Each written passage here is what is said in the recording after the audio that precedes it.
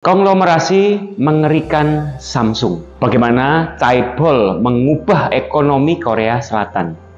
Korea Selatan, negara ini punya sederet perusahaan raksasa yang dikenal di seluruh dunia, seperti Samsung, Hyundai, dan LG.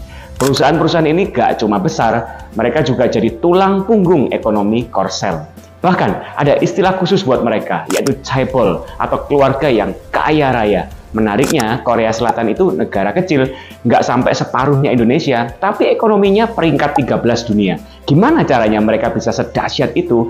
Dan kok bisa ya perusahaan seperti Samsung punya pengaruh sebesar itu sampai seperempat ekonomi Korea disumbang sama mereka? Pastikan Anda simak Weekly Innovation Dose kali ini sampai akhir.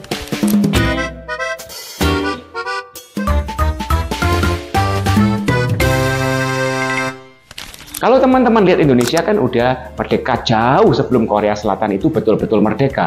Indonesia itu merdeka di tahun 1945. Sedangkan Korea Selatan itu betul-betul bisa berdiri secara independen setelah terjadinya perang antara Korea Selatan dan Korea Utara. Dan ini pun baru kelar di tahun 1950-an. Tapi kalau kita lihat sekarang kok bisa-bisanya perekonomian mereka yang merdekanya belakangan ini bisa lebih hebat ya dibanding Indonesia. Korea Selatan itu bisa begitu maju karena mereka sudah berhasil melaksanakan program yang namanya industrialisasi di perekonomian mereka. Sebelum tahun 1940, mayoritas ekonomi di Korea Selatan masih berhubungan dengan ekonomi dasar seperti pertambangan dan pertanian. Kemudian Korea Selatan bisa sebegitu maju. Apa yang mereka lakukan? Mereka melakukan yang namanya revolusi mindset. Mindsetnya dari petani harus jadi negara maju. Sehingga mereka menciptakan yang namanya Chaebol. Dan salah satu Chaebol yang paling terkenal adalah Samsung. Samsung berdiri di tahun 1938 hanya dengan uang senilai 30.000 won atau senilai 400.000 rupiah yang didirikan oleh Lee Byung-chul. Dan ketika Samsung berdiri, mereka itu cuma punya sekitar 40 orang karyawan yang fokus bisnisnya jual beli sayur mayur kangkung ke kota-kota, ke desa-desa, bahkan kemudian mereka sampai bisa ekspor ikan kering dan sayur-sayuran ke luar negeri.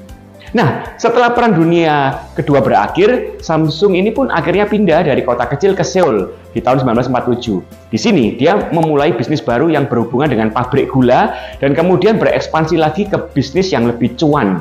Pada saat itu, yang berhubungan dengan pakaian tekstil.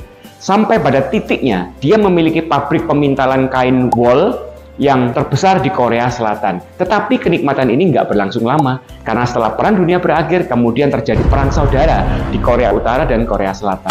Dan disinilah kemudian Lee Byung-chul kabur ke Jepang. Karena pecah perang, situasi saat itu tidak memungkinkan, walau kemudian bisnisnya itu tetap jalan. Apalagi bisnis logistiknya saat itu begitu banyak. Tentara Amerika Serikat yang mendarat di Korea juga membutuhkan tracking logistik. Sehingga kemudian perusahaan Samsung ini yang paling banyak dipakai untuk transportasi. Singkat cerita, akhirnya Samsung balik ke Korea Selatan. Tapi ada satu syarat. Khusus Samsung harus melepaskan bisnis perbankan yang mereka pegang.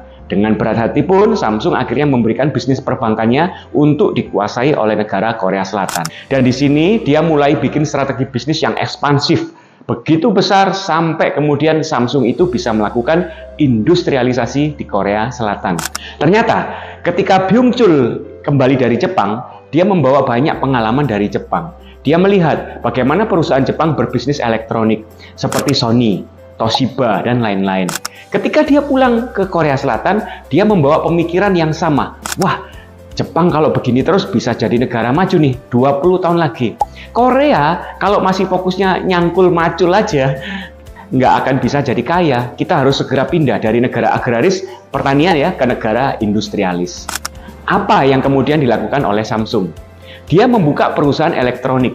Jadi di tahun 1960 sampai 1980, Samsung fokus dengan pabrik elektroniknya. Disinilah Samsung mendirikan perusahaan elektronik device. Mereka membuka Samsung Electromechanics, mereka membuka Samsung Corning, dan mereka bahkan masuk ke semiconductor, microchip, dan telekomunikasi melalui perusahaan Samsung Semiconductor. Dari sini bisa kita lihat bahwa Chaebol seperti Samsung itu bagus juga. Karena ternyata kemudian dia bisa menjadi tulang punggung industrialisasi, modernisasi ekonomi di Korea Selatan. Saking hebatnya. Bayangkan aja, hampir seperempat perekonomian negara Korea Selatan adalah disumbangkan oleh Samsung. Artinya, kalau Samsung ini runtuh, negara Korea Selatan juga ikut runtuh. Kisah Chaebol di Korea Selatan ini mengajarkan kita banyak hal. Salah satunya, mindset dan keberanian untuk berinovasi bisa membawa perubahan besar, bahkan mengubah nasib sebuah negara. Jadi, mungkin kita perlu bertanya ke diri kita sendiri. Sekarang, silahkan Anda komen langkah kecil apa yang bisa dimulai hari ini untuk mencapai mimpi besar Anda di masa depan. Saya Dr. Sandi Wahyudi, CEO SLC Marketing, founder komunitas bisnis keluarga Connectpedia. Sampai jumpa di Weekly Innovation Tools episode berikutnya. Keep stupid to grow deeper.